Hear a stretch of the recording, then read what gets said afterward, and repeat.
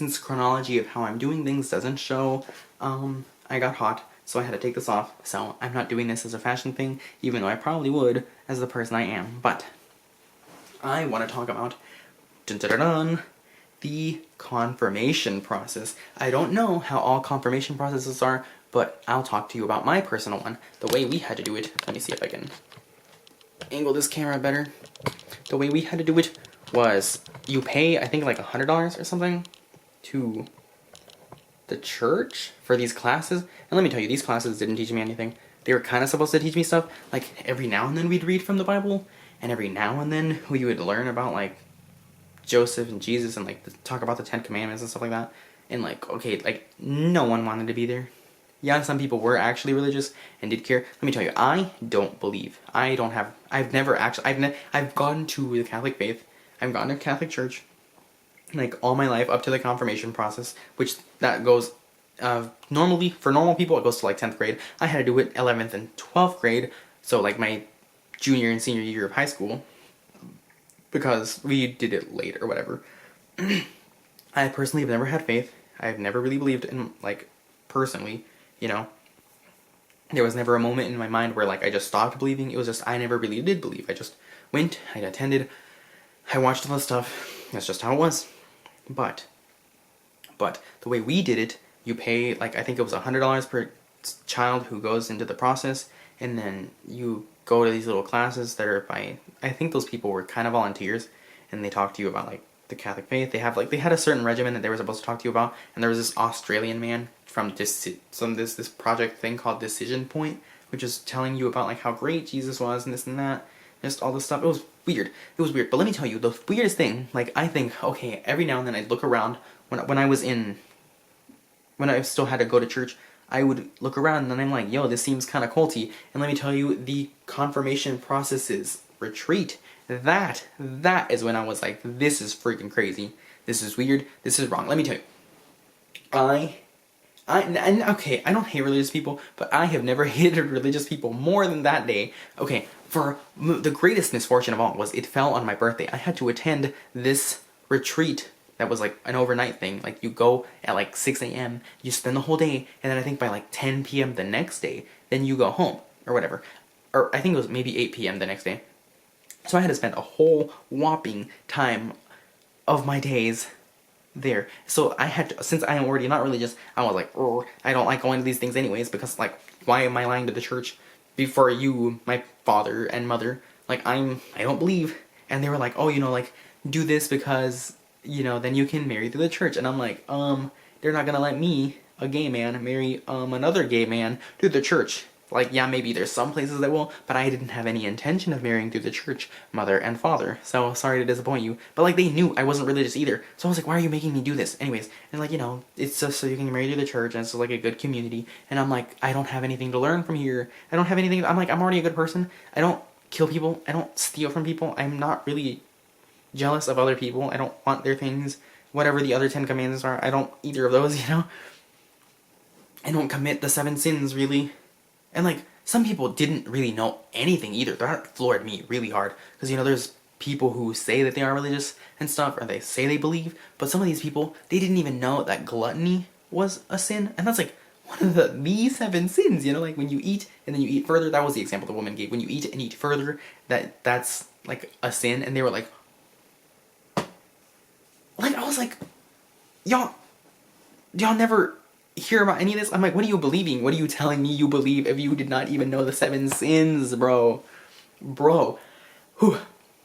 But, so when we went to the confirmation, or not the confirmation process, when we went to adoration, there was this thing in that retreat. In that retreat, it was a thing called adoration. Let me tell you, the retreat was already crazy. They did not let you have your phone, right? They did not let you have a watch or anything that whole time, because, and let me tell you, and I quote, because you don't need to be concerned about time when you're spending time with the Lord. And I was like, and what's weird is, like, yes, they kind of revolved things around faith, like, they tied it, but some of the stuff we did was, like, fun and nice, and it was nice sometimes, like, you know, there was talking to people, and, like, it was kind of fun talking with other people, because you would run into those people who weren't religious either, and they were like, why'd they take my phone? You have to, like, oh, you have to spend your time with the Lord and this and that. Let me tell you, I'm a sinner because I kept my phone. I kept my phone.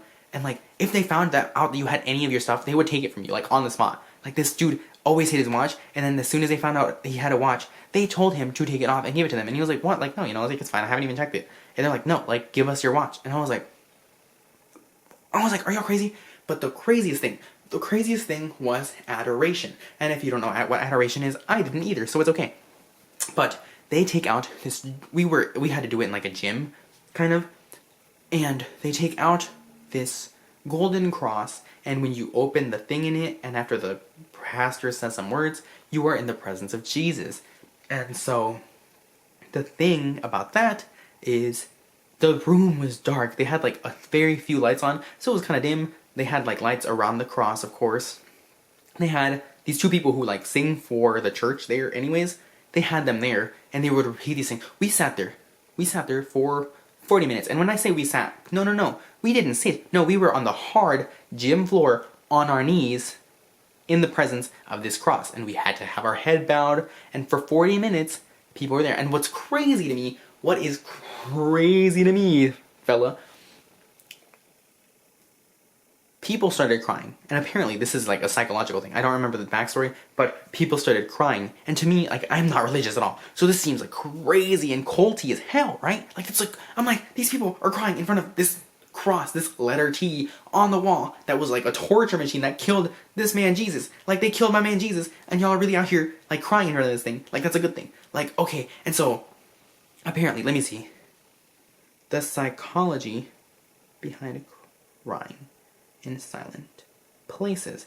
Apparently there's a whole reason why people cry when it's quiet or something like it. I don't know if it's like introspection, or you just feel emotional, or it's like the mob mentality or something, like the presence of being near these other people who are supposed to be feeling something, and like it's like the empath in people, or like the sympathy or emotional connection in people. But like people started crying, and like people started singing along with the people who were singing, and like they were like swaying and crying, and they were like feeling it. And like I was glad that some of these people were like delving, I don't know if it was delving into faith or feeling more personal, or like just, I don't know, but people were like bawling. It was crazy to me. I was like, is this normal to y'all? This seems scary. I was like, if anyone came in from that side door over there and saw all these people kneeling and crying and singing around this lit up gold cross, tell me that does not sound insane if you don't tie just the pretty little knot of that's religion around it, because that was like, it's a scary setting or scenario. Like, that's, I don't know. So the confirmation process, I had to go through it. It wasn't, I know this isn't everyone's mentality, but in some of those classes, there was this one, we had 2 people per class, and one of them was like an older person, and the other person was more modern and younger. And the younger person, this one time, we normally didn't talk or anything when we had just both of them there, but this one time the older lady was sick, and then we had the younger person, and we felt like we were all casual, we talked to her and stuff. There was this moment, it annoyed me. Fortunately, I had this other one of my friends, she was also an atheist, so she would ask things, and like, since I don't know, like, I was a little more obviously gay just by speaking back then, but fortunately, she would always challenge stuff. And this one thing that really pissed me off was, we were with the more modern girl, and we were asking questions and stuff, and so they talked about gays or whatever, and then so my friend was like, oh hey, then what do you think about that? And the teacher lady was like, oh well, like, actually funny that you mentioned that, because I actually did have a friend who was gay. And they're like, oh well, like, so are you okay with it now? And she was like, oh well, like, it was like, my friend, I think she said his name was like David or something. But she was like, oh yeah, my friend this and this, he was like, oh, Christina, or I don't even know what her name was anyways. I think it's, I don't know. But she was like, oh, like, I have dated a girl, and it just doesn't feel the same way. Like, and so like, he actually he thought being gay was wrong because of the faith. And so he went to a psychologist and a counselor, and he tried to get them to change him. He talked to the pastor, and he was like, what do I do? He prayed with the pastor, he talked about this, he tried dating women, he did basically everything he could have as a gay person to try to change. And then my friend was like, oh, so like, you understand then, right? Then like that being gay is just like a thing and you can't change that. And she was like, I don't think he tried hard enough. And I was like, ooh, you're stupid. I'm like, girl, he tried. He went to a counselor. That's one thing that people are like, oh, go to this person. He went to the pastor himself of the church and was like, hey, what do I do about this? And he was like, like, we'll pray, this and that. Like, the pastor didn't even say that it was like bad or anything. But and then another thing that they talked about that was crazy to me was, okay, one thing that I also hate about the Catholic faith is that they're like anti-abortion. And I'm like, be pro-choice. Just be pro-choice. Is it that hard? Is it that hard? But another thing that fueled me was the fact that we were talking about, because I think it spanned off the gay thing, but they were talking about having children, and it was like, in the Catholic faith, you're supposed to have like a man and a woman are supposed to conceive and this and that, and they were, my friend, again, thank goodness for her, she was like, oh, well, like, what if you can conceive, but you adopt instead? And they're like, that's wrong. And that was weird because the lady had said, like, if you can't conceive, adoption is okay in the Catholic faith's eyes. So she was like, wait, so if you can conceive and you don't, and you choose not to, but adopt, that's still a problem? And she was like, yeah, that's wrong. And we're like, and then she was like, okay, well, then if you can't conceive and adopt, it's fine, right? And she's like, yeah. She's just like, then why is it wrong to, if you can, why not adopt? Like, that's still a good thing to do. And they're like, it's wrong. Like, I'm not really sure why, but that's not a good thing. Like, if you can conceive, you're supposed to. You're supposed to have kids made by your seed. And if you can't, it is a good thing to say something. And it's like, and my friend was like, but if people are already in worse living conditions by being in the system, then why is adopting them frowned upon just because I can make a kid? Because, like, the point, like, there's no need to have to make it. I'm like, you're making it sound like I'm only here to conceive, and that's kind of all I'm supposed to do, if I can.